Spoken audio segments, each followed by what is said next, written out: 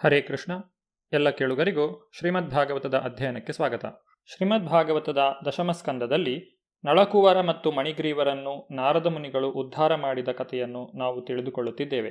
ಕುಬೇರನ ಮಕ್ಕಳಾದ ನಳಕುವರ ಮತ್ತು ಮಣಿಗ್ರೀವರು ಕೈಲಾಸದಲ್ಲಿ ಮಂದಾಕಿನಿ ನದಿಯಲ್ಲಿ ಜಲಕ್ರೀಡೆಯಾಡುತ್ತಿದ್ದರು. ಮದ್ಯಪಾನವನ್ನು ಮಾಡಿದ್ದ ಅವರು ಸ್ತ್ರೀಯರೊಂದಿಗೆ ಜಲಕ್ರೀಡೆಯಾಡುತ್ತಿದ್ದರು. ಹೀಗೆ ಅವರು ವಿಹರಿಸುತ್ತಿದ್ದಾಗ ಇದ್ದಕ್ಕಿದ್ದಂತೆ ಮಹರ್ಷಿ ನಾರದರು ಅತ್ತ ಬಂದರು. ದೇವತೆಗಳಾದ ನಳಕುವರ ಮತ್ತು ಮಣಿಗ್ರೀವರು ಮದ್ಯಪಾನದಿಂದ ಮತ್ತರಾಗಿ ಮಹರ್ಷಿಗಳು ಹೋಗುತ್ತಿರುವುದನ್ನು ಕಾಣದಂತಹ ಸ್ಥಿತಿಯಲ್ಲಿದ್ದರು. ನಾರದ ಮುನಿಗಳು ಇದನ್ನು ಅರ್ಥ ಮಾಡಿಕೊಂಡರು. ಮದ್ಯಪಾನವು ಈ ಇಬ್ಬರು ದೇವತೆಗಳನ್ನು ಇಂತಹ ಹೀನಸ್ಥಿತಿಗೆ ತಂದದ್ದನ್ನು ಕಂಡು ನಾರದರು ಅವರ ಹಿತವನ್ನು ಬಯಸಿ ಅವರಿಗೆ ಶಾಪವನ್ನು ನೀಡಿದರು. ನಾರದ ಮಹರ್ಷಿಗಳು ಅವರನ್ನು ಕರುಣೆಯಿಂದ ಕಂಡು ಮದ್ಯಪಾನ ಮತ್ತು ಯುವತಿಯರ ಸಹವಾಸದಿಂದ ಅವರ ಹುಸಿ ಸಂತೋಷವನ್ನು ನಾಶಗೊಳಿಸಿ ಆ ದೇವತೆಗಳು ಶ್ರೀಕೃಷ್ಣನನ್ನು ತಮ್ಮ ಎದುರಿನಲ್ಲಿ ಕಾಣುವಂತೆ ಮಾಡಲು ಬಯಸಿದರು. ಭೌತಿಕ ಭೋಗದ ಮೋಹಕ್ಕೆ ರಾಜಸಗುಣದ ಪ್ರಾಧಾನ್ಯವೇ ಕಾರಣ. ಭೌತಿಕ ಜಗತ್ತಿನಲ್ಲಿ ಶ್ರೀಮಂತಿಕೆ ಇರುವವನು ಸಾಮಾನ್ಯವಾಗಿ 3 ದುಶ್ಚಟಗಳಿಗೆ ಬಲಿಯಾಗುತ್ತಾನೆ: ಮದ್ಯಪಾನ, ಕಾಮ ಮತ್ತು ಜೂಜು. ಇಂತಹ ಮೂರ್ಖರು ಪ್ರಕೃತಿಯ ನಿಯಮಗಳನ್ನು ಮರೆತು ದೇಹದಲ್ಲಿ ಅತಿಮೋಹವನ್ನು ಬೆಳೆಸಿಕೊಳ್ಳುತ್ತಾರೆ. ಭೌತಿಕ ದೇಹವು ದೇವತೆಗಳ ಮಟ್ಟದವರೆಗೆ ನಾಗರಿಕತೆಯು ಮುಂದುವರಿದಿದ್ದರೂ ಬೂದಿಯಾಗಲೇಬೇಕು. ಮನುಷ್ಯನು ಬದುಕಿರುವಾಗ ಅವನ ದೇಹದ ಹೊರಸ್ವರೂಪವು ಯಾವ ರೀತಿಯಾಗಿಯೇ ಇದ್ದರೂ ಒಳಗೆ ಮಲಮೂತ್ರ ಮತ್ತು ವಿವಿಧ ಹುಳಗಳು, ಕ್ರಿಮಿಗಳು ಇರುತ್ತವೆ ಅಷ್ಟೆ. ಇತರ ದೇಹಗಳೊಂದಿಗೆ ಅಸೂಯೆ ಮತ್ತು ಹಿಂಸೆಗಳಲ್ಲಿ ಸೆಣಸುತ್ತಿರುವ ಪ್ರಾಪಂಚಿಕವಾದಿಗಳು ಬದುಕಿನ ಪರಮಗುರಿಯನ್ನು ಅರ್ಥ ಮಾಡಿಕೊಳ್ಳಲಾರರು ಮತ್ತು ಬದುಕಿನ ಗುರಿಯನ್ನು ತಿಳಿಯದೆ ಕೆಳಕ್ಕೆ ಜಾರಿ ನರಕದ ಸ್ಥಿತಿಯನ್ನು ತಲುಪುತ್ತಾರೆ. ತಮ್ಮ ಮುಂದಿನ ಜನ್ಮದಲ್ಲಿ ಈ ಮೂರ್ಖರು ನಶ್ವರವಾದ ದೇಹಕ್ಕಾಗಿ ಎಲ್ಲ ಬಗೆಯ ಪಾಪಕರ್ಮಗಳನ್ನು ಮಾಡುತ್ತಾರೆ. ಈ ದೇವತೆಗಳು ತಮ್ಮ ಭೌತಿಕ ಶ್ರೀಮಂತಿಕೆ ಮತ್ತು ಪ್ರತಿಷ್ಠೆಗಳಿಂದ ಸುಳ್ಳು ಅಹಂಕಾರದಲ್ಲಿ ಬೀಗಲು ಸಾಧ್ಯವಾಗದ ಸ್ಥಿತಿಯಲ್ಲಿ ಅವರನ್ನು ಇಡುವುದು ತಮ್ಮ ಕರ್ತವ್ಯ ಎಂದು ಮಹರ್ಷಿ ನಾರದರು ಭಾವಿಸಿದರು. ನಾರದರು ದಯಾಮಯರು. ಪತನ ಹೊಂದಿದ ಬದುಕಿನಿಂದ ಅವರನ್ನು ಉದ್ಧರಿಸಲು ಬಯಸಿದರು. ಆ ದೇವತೆಗಳು ತಾಮಸ ಗುಣದವರು. ಆದ್ದರಿಂದ ಅವರಿಗೆ ಇಂದ್ರಿಯ ನಿಗ್ರಹ ಸಾಧ್ಯವಾಗದೆ ಕಾಮಕ್ಕೆ ವಶರಾಗಿದ್ದರು. ಅವರ ಅತ್ಯಂತ ಹೀನ ಸ್ಥಿತಿಯಿಂದ ಅವರನ್ನು ಉದ್ಧರಿಸುವುದು ನಾರದರಂತಹ ಸಂತಸದೃಶರ ಕರ್ತವ್ಯ. ನಾರದ ಮಹರ್ಷಿಗಳು ಆ ಇಬ್ಬರನ್ನು ವೃಕ್ಷಗಳಾಗುವಂತೆ ಶಾಪ ನೀಡಿದರು. ಶಾಪವನ್ನು ಪಡೆದರೂ ಅವರಿಗೆ ಯಾಕೆ ಶಿಕ್ಷೆಯಾಯಿತು ಎನ್ನುವುದನ್ನು ನೆನಪಿಡಲು ಸಾಧ್ಯವಾಗುವಂತೆ ಅವರ ಸ್ಮರಣಶಕ್ತಿಯು ಉಳಿಯಬೇಕು ಎಂದು ನಾರದರು ಯೋಚಿಸಿದರು. ದೇವತೆಗಳ ಕಾಲಮಾನಕ್ಕೆ ಅನುಗುಣವಾಗಿ 100 ವರ್ಷಗಳ ಕಾಲ ಈ ಇಬ್ಬರು ದೇವತೆಗಳು ಮರಗಳ ರೂಪದಲ್ಲಿ ಇರಬೇಕೆಂದು, ಅನಂತರ ದೇವೋತ್ತಮ ಪರಮಪುರುಷ ನಿಷ್ಕಾರಣ ದಯೆಯಿಂದ ಅವನನ್ನು ತಮ್ಮೆದುರಿಗೇ ನೋಡುವ ಭಾಗ್ಯವು ಬರುವುದೆಂದು ನಾರದರು ಯೋಚಿಸಿದರು. ಇದಾದ ನಂತರ ನಾರದ ಮಹರ್ಷಿಗಳು ನಾರಾಯಣಾಶ್ರಮ ಎನ್ನುವ ಹೆಸರಿನ ತಮ್ಮ ಆಶ್ರಮಕ್ಕೆ ಹಿಂದಿರುಗಿದರು. ಇಬ್ಬರು ದೇವತೆಗಳು ಅರ್ಜುನ ವೃಕ್ಷಗಳಾಗಿ ಹೆಸರು ಪಡೆದರು. ನಾರದರ ದಯೆಯಿಂದ ಇಬ್ಬರು ದೇವತೆಗಳಿಗೆ ಉಪಕಾರವಾಯಿತು.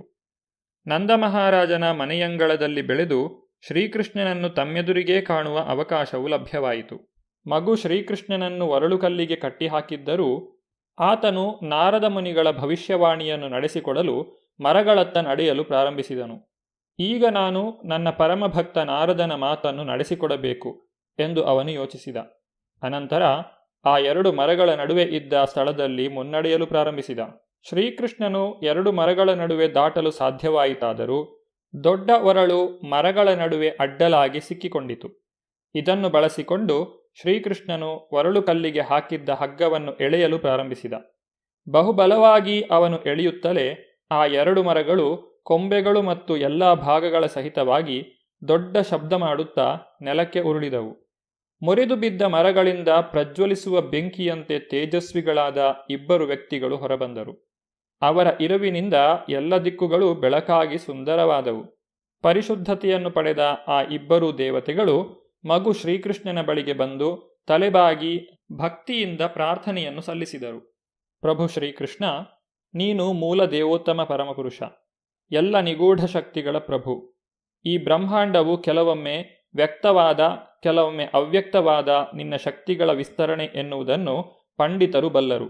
ಎಲ್ಲ ಜೀವಿಗಳಿಗೂ ಪ್ರಾಣ, ದೇಹ ಹಾಗೂ ಇಂದ್ರಿಯಗಳನ್ನು ನೀಡುವ ಮೂಲ ಪುರುಷ ನೀನು. ನೀನು ಶಾಶ್ವತನಾದ ದೇವರು, ಸರ್ವಾಂತರ್ಯಾಮಿ, ಸರ್ವನಿಯಂತ್ರಕ. ಸಾತ್ವಿಕ, ರಾಜಸ ಮತ್ತು ತಾಮಸ ತ್ರಿಗುಣಗಳ ಪ್ರಭಾವದಿಂದ ಕೆಲಸ ಮಾಡುವ ಬ್ರಹ್ಮಾಂಡದ ಮೂಲವೂ ನೀನೆ. ಜೀವಿಗಳ ವಿವಿಧ ರೂಪಗಳಲ್ಲಿ ನೀನು ಪರಮಾತ್ಮನಾಗಿ ನೆಲೆಸಿದ್ದೀಯೆ. ಅವುಗಳ ದೇಹಗಳಲ್ಲಿ ಮತ್ತು ಮನಸ್ಸುಗಳಲ್ಲಿ ಏನು ನಡೆಯುತ್ತಿದೆ ಎನ್ನುವುದನ್ನು ನೀನು ಬಲ್ಲೆ. ಆದ್ದರಿಂದ ಎಲ್ಲ ಜೀವಿಗಳ ಎಲ್ಲ ಕರ್ಮಗಳನ್ನು ನಿರ್ದೇಶಿಸುವವನೂ ನೀನೆ. ಆದರೆ ಪ್ರಕೃತಿಯ ಗುಣತ್ರಯಗಳ ಪ್ರಭಾವದಲ್ಲಿರುವ ವಸ್ತುಗಳ ಮಧ್ಯೆ ಇದ್ದರೂ ಇಂತಹ ಕಶ್ಮಲದ ಸೋಂಕಿನ ಗುಣಗಳಿಂದ ನಿನ್ನ ಮೇಲೆ ಯಾವುದೇ ಪರಿಣಾಮವೂ ಆಗುವುದಿಲ್ಲ. ಭೌತಿಕ ಗುಣತ್ರಯಗಳ ಪ್ರಭಾವಕ್ಕೆ ಸಿಕ್ಕಿರುವ ಯಾರೂ ನಿನ್ನ ಅಲೌಕಿಕ ಗುಣಗಳನ್ನು ಅರಿಯಲಾರರು. ನಿನ್ನ ದಿವ್ಯ ಗುಣಗಳು ಸೃಷ್ಟಿಗೆ ಮೊದಲೇ ಇದ್ದವು. ಈ ಕಾರಣದಿಂದಲೇ ನಿನ್ನನ್ನು ಸದಾ ತನ್ನ ಅಂತರಂಗ ಶಕ್ತಿಗಳಾಗಿ ಸ್ತುತಿಸಲ್ಪಡುವ ಪರಬ್ರಹ್ಮನೆಂದು ಕರೆಯುತ್ತಾರೆ. ಈ ಭೌತಿಕ ಜಗತ್ತಿನಲ್ಲಿ ನಿನ್ನ ವಿವಿಧ ಅವತಾರಗಳಿಂದ ಮಾತ್ರವೇ ನಿನ್ನನ್ನು ಅರಿಯಬಹುದು. ನೀನು ಬೇರೆ ಬೇರೆ ಬಗೆಯ ದೇಹಗಳನ್ನು ತಳೆದರೂ ಈ ದೇಹಗಳು ಭೌತ ಸೃಷ್ಟಿಯ ಭಾಗಗಳಲ್ಲ. ಅವು ಅಮಿತವಾದ ಸಂಪತ್ತು, ಶಕ್ತಿ, ಸೌಂದರ್ಯ, ಜ್ಞಾನ ಮತ್ತು ವೈರಾಗ್ಯಗಳ ಅಲೌಕಿಕ ಶಕ್ತಿಗಳ ಆಗರಗಳಾಗಿವೆ. ಈ ಭೌತಿಕ ಜಗತ್ತಿನಲ್ಲಿ ದೇಹಕ್ಕೂ ದೇಹದ ಒಡೆಯನಿಗೂ ವ್ಯತ್ಯಾಸವುಂಟು. ಆದರೆ ನೀನು ನಿನ್ನ ಮೂಲ ಆಧ್ಯಾತ್ಮಿಕ ದೇಹದಲ್ಲಿ ಕಾಣಿಸಿಕೊಳ್ಳುವುದರಿಂದ ನಿನ್ನಲ್ಲಿ ಈ ಬಗೆಯ ವ್ಯತ್ಯಾಸಗಳಿಲ್ಲ. ನೀನು ಕಾಣಿಸಿಕೊಂಡಾಗ ನಿನ್ನ ಅಸಾಧಾರಣ ಚಟುವಟಿಕೆಗಳು ನೀನು ದೇವೋತ್ತಮ ಪರಮಪುರುಷನು ಎನ್ನುವುದನ್ನು ತೋರಿಸುತ್ತವೆ. ಭೌತಿಕ ಜಗತ್ತಿನಲ್ಲಿ ಇಂತಹ ಚಟುವಟಿಕೆಗಳನ್ನು ನಡೆಸುವುದು ಬೇರೆ ಯಾರಿಗೂ ಸಾಧ್ಯವಿಲ್ಲ. ಜೀವಿಗಳ ಹುಟ್ಟು, ಸಾವು ಮತ್ತು ಮುಕ್ತಿಗಳನ್ನು ನಿರ್ಧರಿಸಲೆಂದೇ ಈಗ ಕಾಣಿಸಿಕೊಂಡಿರುವ ದೇವೋತ್ತಮ ಪರಮಪುರುಷನೇ ನೀನು. ನೀನು ನಿನ್ನ ಪೂರ್ಣ ವಿಸ್ತರಣೆಗಳಿಂದ ತುಂಬಿದ್ದೀಯೆ. ಎಲ್ಲರಿಗೆ ಎಲ್ಲ ಬಗೆಯ ವರಗಳನ್ನು ನೀನು ಅನುಗ್ರಹಿಸಬಲ್ಲೆ. ನಿನಗೆ ನಮ್ಮ ಗೌರವಪೂರ್ವಕ ಪ್ರಣಾಮಗಳು. ನೀನು ಸರ್ವಾಂತರ್ಯಾಮಿಯಾದ ದೇವೋತ್ತಮ ಪರಮಪುರುಷ. ಶಾಂತಿಯ ಮೂಲವೇ ನೀನು. ಯದುಕುಲ ತಿಲಕನು. ಪ್ರಭುವೇ, ಕುಬೇರ ಎನ್ನುವ ಹೆಸರಿನ ದೇವತೆಯು ನಮ್ಮ ತಂದೆ. ಅವನು ನಿನ್ನ ಸೇವಕ. ಮಹರ್ಷಿ ನಾರದರೂ ನಿನ್ನ ಸೇವಕರು. ಅವರ ಅನುಗ್ರಹದಿಂದಲೇ ನಾವು ನಿನ್ನನ್ನು ಕಣ್ಣಾರೆ ಕಾಣುವುದು ಸಾಧ್ಯವಾಯಿತು. ನಿನ್ನ ಮಹಾತ್ಮ್ಯವನ್ನು ಹೊಗಳುವುದರಲ್ಲಿ ಮತ್ತು ನಿನ್ನ ದಿವ್ಯ ಕಾರ್ಯಗಳ ವಿಷಯಗಳನ್ನು ಕೇಳುವುದರಲ್ಲಿಯೇ ಮಗ್ನರಾಗಿ ಸದಾ ನಿನ್ನ ಸೇವೆಯಲ್ಲಿ ನಿರತರಾಗಿರುವಂತೆ ಕೃಪೆ ಮಾಡು ಎಂದು ಬೇಡುತ್ತೇವೆ. ನಮ್ಮ ಕೈಗಳು, ಇತರ ಅಂಗಾಂಗಗಳು ನಿನ್ನ ಸೇವೆಯಲ್ಲಿಯೇ ನಿರತವಾಗಿರಲಿ. ನಮ್ಮ ಮನಸ್ಸುಗಳು ಯಾವಾಗಲೂ ನಿನ್ನ ಚರಣಕಮಲಗಳಲ್ಲಿ ಸ್ಥಿರವಾಗಿರಲಿ. ನಮ್ಮ ಶಿರಗಳು ಪ್ರಭುವಾದ ನಿನ್ನ ಸರ್ವಾಂತರ್ಯಾಮಿ ವಿಶ್ವರೂಪದ ಮುಂದೆ ಬಾಗಿರಲಿ. ನಳಕೂವರ ಮತ್ತು ಮಣಿಗ್ರೀವರು ತಮ್ಮ ಪ್ರಾರ್ಥನೆಯನ್ನು ಸಲ್ಲಿಸಿದ ಮೇಲೆ ಗೋಕುಲದ ಪ್ರಭು ಮತ್ತು ಯಜಮಾನನಾದ ಮಗು ಶ್ರೀಕೃಷ್ಣನು ಯಶೋದೆಯ ಹಗ್ಗಗಳು ಅವನನ್ನು ಒರಳುಗಲ್ಲಿಗೆ ಬಂಧಿಸಿದ್ದಂತೆಯೇ ನಸುನಗುತ್ತಾ ಹೀಗೆಂದನು: ದೇವತೆಗಳ ಕುಟುಂಬದಲ್ಲಿ ನಿಮಗೆ ಅಪೂರ್ವವಾದ ಸ್ಫುರದ್ರೂಪ ಮತ್ತು ಸಂಪತ್ತುಗಳು ಲಭಿಸಿದ್ದರಿಂದ ನೀವು ಹೇಯವಾದ ದುರಹಂಕಾರದ ಸ್ಥಿತಿಯಲ್ಲಿದ್ದಾಗ ನನ್ನ ಪರಮಭಕ್ತನಾದ ನಾರದನು ತನ್ನ ನಿಷ್ಕಾರಣ ದಯೆಯಿಂದಾಗಿ ನಿಮ್ಮನ್ನು ಉಳಿಸಿದ ಎನ್ನುವ ಸಂಗತಿಯು ನನಗೆ ತಿಳಿದಿತ್ತು. ಅತ್ಯಂತ ಅಧಮವಾದ ನರಕ ಸ್ಥಿತಿಗೆ ನೀವು ಜಾರಿಸಾಗುವುದನ್ನು ಅವನು ತಪ್ಪಿಸಿದ್ದಾನೆ. ಇವೆಲ್ಲವೂ ನನಗೆ ಆಗಲೇ ತಿಳಿದಿದೆ. ಅವನಿಂದ ಶಾಪವನ್ನು ಪಡೆದದ್ದಷ್ಟೇ ಅಲ್ಲ, ಅವನನ್ನು ಕಣ್ಣಾರೆ ನೋಡಿದಿರಿ. ನೀವು ಭಾಗ್ಯವಂತರು. ಸದಾ ಪ್ರಶಾಂತರೂ ಎತ್ತರದಲ್ಲಿಯೇ ಇರುವವರೂ ಆದ ನಾರದರನ್ನು ಆಕಸ್ಮಿಕವಾಗಿಯಾದರೂ ಯಾರಾದರೂ ಕಂಡರೆ ಆ ಬದ್ಧ ಆತ್ಮಕ್ಕೆ ಮುಕ್ತಿಯು ದೊರೆಯುತ್ತದೆ. ಇದು ಸಂಪೂರ್ಣವಾಗಿ ಸೂರ್ಯನ ಬೆಳಕಿನಲ್ಲಿ ನಿಂತುಕೊಂಡ ಹಾಗೆಯೇ ಸರಿ. ಆದುದರಿಂದ ನಳಕೂವರ ಮತ್ತು ಮಣಿಗ್ರೀವರೇ, ಈಗ ನಿಮ್ಮ ಜನ್ಮಗಳು ಸಾರ್ಥಕವಾದವು. ಏಕೆಂದರೆ ನೀವು ನನ್ನಲ್ಲಿ ಪರಮಾನಂದಭರಿತವಾದ ಪ್ರೇಮವನ್ನು ಬೆಳೆಸಿಕೊಂಡಿದ್ದೀರಿ. ಭೌತ ಜಗತ್ತಿನಲ್ಲಿ ಇದೇ ನಿಮ್ಮ ಕಡೆಯ ಜನ್ಮ. ನೀವೀಗ ಸ್ವರ್ಗಲೋಕದಲ್ಲಿರುವ ನಿಮ್ಮ ತಂದೆಯ ನಿವಾಸಕ್ಕೆ ಹೋಗಬಹುದು. ಭಕ್ತಿಪೂರ್ವಕ ಸೇವೆಯನ್ನು ಸಲ್ಲಿಸುವ ಮನಸ್ಥಿತಿಯಲ್ಲಿ ಉಳಿದು ನೀವು ಈ ಜನ್ಮದಲ್ಲಿಯೇ ಮುಕ್ತಿಯನ್ನು ಪಡೆಯುವಿರಿ. ಇದಾದ ನಂತರ ಆ ದೇವತೆಗಳು ಭಗವಾನ್ ಶ್ರೀಕೃಷ್ಣನಿಗೆ ಪ್ರದಕ್ಷಿಣೆ ಮಾಡಿ ಮತ್ತೆ ಮತ್ತೆ ತಲೆಬಾಗಿ ಅನಂತರ ತೆರಳಿದರು. ಶ್ರೀಕೃಷ್ಣನು ಕಟ್ಟಿದ ಸ್ಥಿತಿಯಲ್ಲಿಯೇ ಉಳಿದನು. ಸಿಡಿಲೆರಗಿದಂತೆ ಶಬ್ದ ಮಾಡುತ್ತಾ ಜೋಡಿ ಅಶ್ವತ್ಥ ವೃಕ್ಷಗಳು ಭೂಮಿಗೆ ಉರುಳಿದಾಗ ನಂದ ಮಹಾರಾಜನೂ ಸೇರಿದಂತೆ ವೃಂದಾವನದ ನಿವಾಸಿಗಳೆಲ್ಲ ಅಲ್ಲಿಗೆ ಬಂದರು.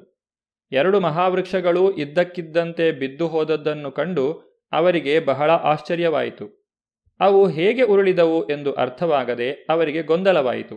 ಯಶೋದೆಯ ಹಗ್ಗಗಳಿಂದ ಒರಳುಗಲ್ಲಿಗೆ ಕಟ್ಟಿಸಿ ಹಾಕಿಕೊಂಡಿದ್ದ ಶ್ರೀಕೃಷ್ಣನನ್ನು ನೋಡಿ ಅವರು ಅದು ಯಾವುದೋ ರಾಕ್ಷಸನ ಕೆಲಸವಿರಬೇಕು ಎಂದು ತಿಳಿದುಕೊಂಡರು.